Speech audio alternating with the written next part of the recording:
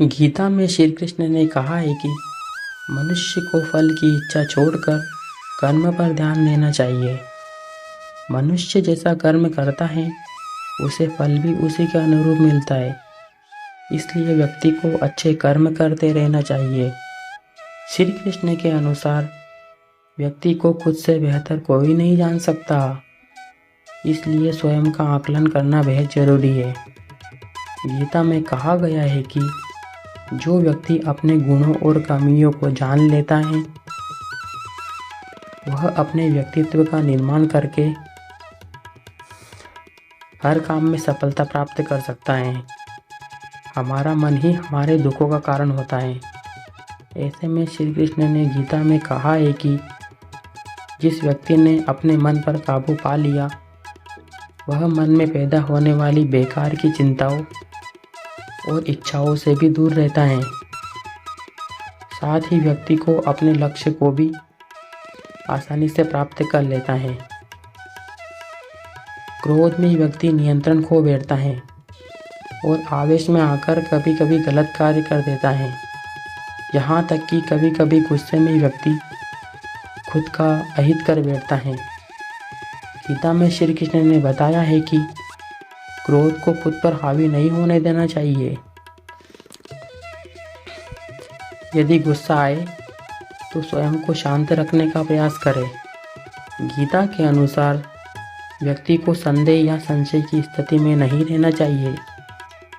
जो लोग संशय की स्थिति में रहते हैं उनका कभी भला नहीं हो सकता।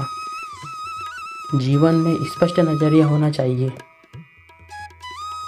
गीता में लिखा है कि जिस इंसान की सोच और नीयत अच्छी होती है भगवान खुद उनकी मदद करने के लिए किसी न किसी रूप में जरूर आते हैं। गीता में श्री कृष्ण ने कहा है कि मौन को समझ ले वो पूजनीय होता है, फिर चाहे माँ हो, पत्नी हो, प्रेमी हो या परमेश्वर। श्री कृष्ण का कहना है कि मनुष्य को अपने कर्मों के संभावित परिणामों से प्राप्त होने वाली विजय या पराजय, लाभ या हानि, प्रसन्नता या दुख इत्यादि के बारे में सोचकर चिंता से ग्रसित नहीं होना चाहिए। गीता में लिखा है कि जिस मनुष्य ने कभी विपत्तियां नहीं देखी उसे अपनी ताकत का एहसास कभी नहीं होगा। विपत्तियां हर मनुष्य को अंदर से मजबूत बनाती हैं। प्रसन्नता चाहे कितनी भी करो परंतु अपमान बहुत सोच समझ कर करना चाहिए, क्योंकि अपमान वो उधार है जो अवसर मिलने पर हर व्यक्ति ब्याज के साथ चुकाता है। गीता में श्री कृष्ण कहते हैं कि अहंकार ही हर मनुष्य का विनाश करता है।